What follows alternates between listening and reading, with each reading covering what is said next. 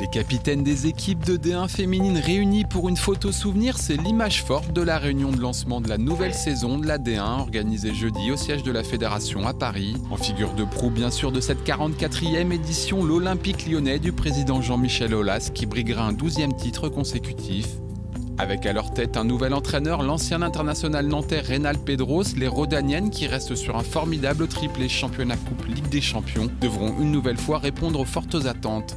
On a envie de reconnaître les mêmes sensations que l'année dernière, donc à chaque fois on remet, c'est parti pour une longue saison, on a remis tous nos titres en jeu et on est prêt à les défendre. Avec une compétition mêlant structure professionnelle et club amateur, la vice-présidente de la FFF, Brigitte Henriquez, a rappelé la volonté de la fédération de poursuivre le développement du championnat. Déjà qu'on puisse avoir une belle saison comme celle de l'année dernière, où on a vu que l'écart se resserrait, où on avait un petit peu plus de suspense, et puis qui s'est aussi quand même terminé avec 2 clubs sur la finale de la Champions League, 2 clubs français, donc ça c'était quand même aussi une belle saison pour ça.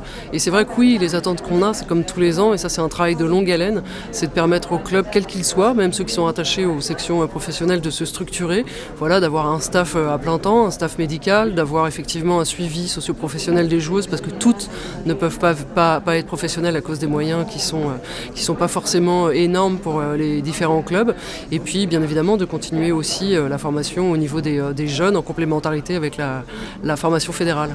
Parmi les principaux adversaires de l'OL dans la quête du trophée figure bien sûr le Montpellier HSC, deuxième du dernier exercice. Le club héroltais qui va disputer la Coupe d'Europe cette saison a misé sur la continuité en conservant quasiment tout son groupe et en incorporant la gardienne tricolore Méline Gérard. De quoi espérer franchir encore un cap pour la capitaine suédoise Linda Sambrandt et ses partenaires.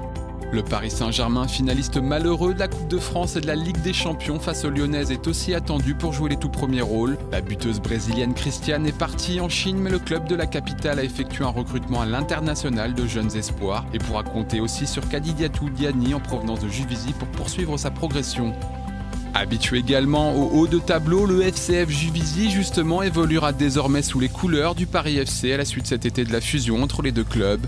Les franciliennes avec leur chef de file Gaëtan Tinet auront à cœur d'écrire une première page glorieuse de leur nouvelle histoire en visant le top 5.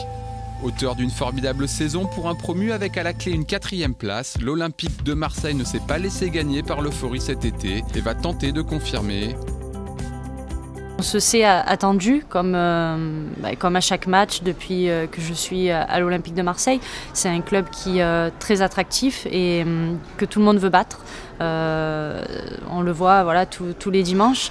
Donc non, vraiment l'objectif premier, ça sera de se maintenir très rapidement et pourquoi pas une fois le maintien acquis, revoir nos objectifs à la hausse. Entamant sa 41e saison au sein de l'élite, l'ASJ Soyaux, dernier club exclusivement féminin, est toujours là et visera avec son tout nouveau coach Sébastien Joseph le maintien, tout comme la jeune équipe de l'En Avant Guingamp, toujours dirigée par Sarah Mbarek. Le Rodez Aveyron Football, l'ASPTT Albi et les Girondins de Bordeaux seront également dans la même situation. Le LOSC promu effectuera lui ses premiers pas en D1.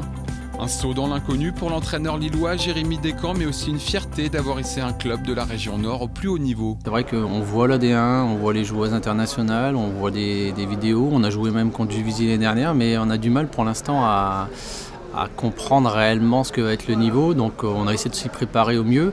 Donc je ne sais pas quelles attentes exactement, évidemment on va jouer le maintien avec beaucoup d'humilité, on arrive là, on est des petits, mais on n'a pas vraiment d'attente réelle à se fixer et on va découvrir avec impatience très vite. Enfin, le récent champion de D2, le FC Fleury 91, anciennement SCF Val d'Orge, va également faire son entrée dans la cour des grands avec le statut de petit poussé. L'entraîneur Nicolas Carrick, qui avait pris les rênes de l'équipe il y a 7 ans en DH, a d'ailleurs ciblé son recrutement sur des joueuses aguerries aux joutes du premier échelon. On a gardé une bonne ossature de l'an dernier avec 14 filles, voilà, sur lesquelles on a rajouté des filles d'expérience cette année. On a pris 6 filles qui viennent de la D1, qui ont au moins 2-3 saisons de D1 derrière elles, voire beaucoup plus pour certaines. On espère qu'elles vont nous apporter leur expérience et toute leur qualité sur le terrain pour mener à bien cette alchimie entre les anciennes et les nouvelles. On va essayer de nous défendre avec nos armes et nos valeurs. On verra le résultat ensuite. Allez, encore quelques heures de patience avant que le spectacle ne commence. Le coup d'envoi de la première journée de ce feuilleton en 22 épisodes est programmé dimanche à 15 h. À suivre notamment le derby francilien entre le FC Fleury et le Paris FC, ou l'affiche entre le LOSC et les Girondins de Bordeaux. La D1 comptera d'ailleurs une observatrice attentive de plus en la personne de Corinne Diacre qui vient d'être nommée sélectionneur de l'équipe de France féminine. Pour voir ou revoir tous les buts et les temps forts de chaque rencontre, n'oubliez pas dès lundi et chaque semaine de vous rendre sur la chaîne officielle de la D1 féminine sur YouTube.